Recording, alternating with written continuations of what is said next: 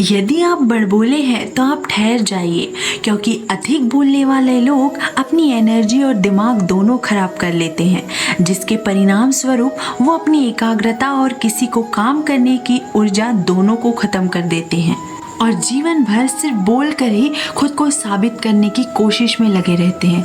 मेरी मानिए और आज से ही बोलना कम कर दो। ज़्यादा बोलने से एनर्जी और दिमाग दोनों खराब होता है। इसीलिए आप अपनी एनर्जी और दिमाग की ताकत को अपने लक्ष्य को हासिल करने में लगाओ।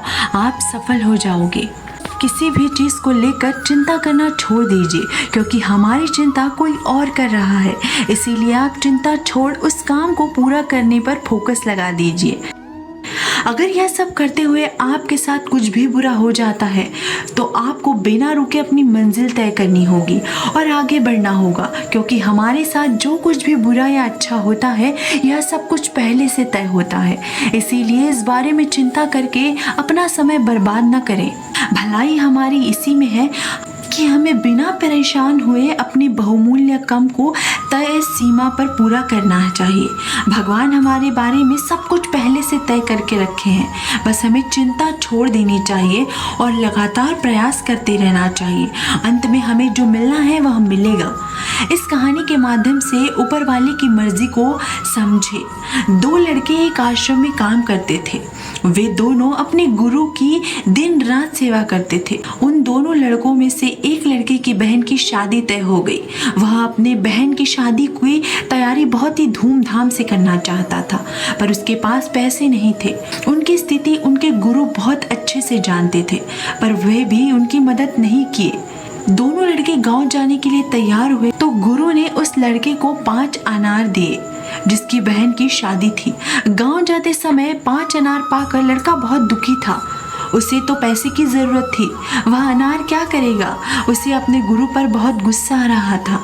जब दोनों लड़के गांव की तरफ जा रहे थे तो रास्ते में राजा सैनिक इस बात की घोषणा कर रहे थे कि क्या किसी के पास अनार है।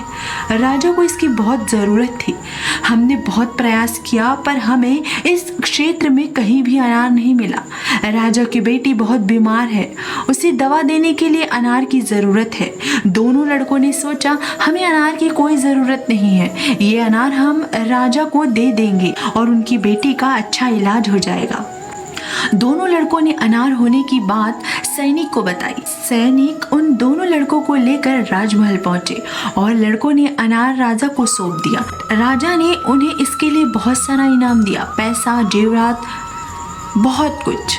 उस लड़के की बहन की शादी बहुत धूमधाम से हो गई।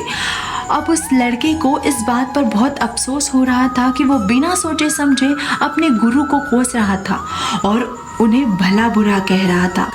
मुझे आशा है कि यह कहानी आपको अच्छे से समझ गई होगी। हमें कभी चिंता नहीं करनी चाहिए, हमारी चिंता कोई और कर रहा है।